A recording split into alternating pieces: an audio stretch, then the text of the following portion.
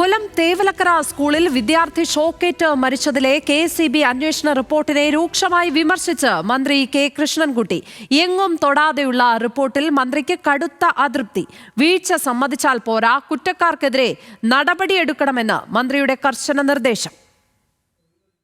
കുറ്റം സമ്മതിച്ചിട്ടുണ്ടെന്നുള്ള റിപ്പോർട്ടിലുണ്ട്, പക്ഷെ ആരാണെന്ന് പറയണ്ടേ? ആരാണെന്ന് പേര് പറയണ്ടേ? നല്ല നമുക്ക് പേരില്ല.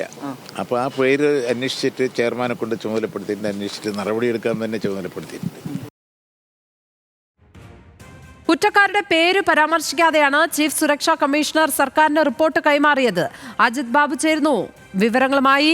അജിത്ത്, ഏതായാലും ഈ റിപ്പോർട്ടിൽ അസംതൃപ്തനാണ് എന്ന കാര്യം അദ്ദേഹത്തിന്റെ പ്രതികരണത്തിൽ നിന്ന് വ്യക്തമാവുകയാണ്. അപ്പോൾ ഇനി വീണ്ടും റിപ്പോർട്ട് സമർപ്പിക്കേണ്ടി വരുമോ? പുതുക്കി റിപ്പോർട്ട് സമർപ്പിക്കേണ്ടി വരുമോ? എന്താണ് മനസ്സിലാക്കേണ്ടത്?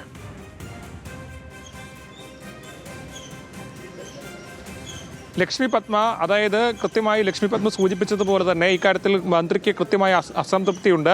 കാരണം ഈ ചീഫ് സുരക്ഷാ കമ്മീഷണർ റിപ്പോർട്ടിൽ വിവിധങ്ങളായ പോരായ്മകൾ ചൂണ്ടിക്കാണിക്കുന്നുണ്ട്, വീഴ്ചകൾ ഉണ്ടായത് സമ്മതിക്കുന്നുണ്ട്. പക്ഷേ ആരൊക്കെയാണ്, എന്തൊക്കെയാണ് വീഴ്ചകളെന്ന കാര്യം ഒരു തരത്തിലും ഈ റിപ്പോർട്ടിൽ പറയുന്ന സാഹചര്യമില്ല. മന്ത്രി നേരത്തെ തന്നെ ഈ കാര്യത്തിൽ അസംതൃപ്തി, ആരാണ് വീഴ്ച സംഭവിച്ചതെന്നുള്ള കാര്യങ്ങൾ കൃത്യമായി പറയണമെന്നുൾപ്പെടെയുള്ള കാര്യങ്ങൾ യോഗത്തിൽ ഉൾപ്പെടെ പറയുന്ന സാഹചര്യം ഉണ്ടായിരുന്നു. ഇപ്പോൾ മന്ത്രി ഈ കാര്യം തന്നെ വിശദമാക്കിയിരിക്കുകയാണ്. ഒരു തരത്തിലും ആരാണ് വീഴ്ച സംഭവിച്ചതെന്ന് കൃത്യമായി പറയാത്തൊരു റിപ്പോർട്ടാണ്. അത് ശരിയായ ഒരു നിലപാടല്ല എന്നുള്ളത് തന്നെയാണ് മന്ത്രിയുടെ വാക്കുകളിൽ നിന്ന് വ്യക്തമാകുന്നത്.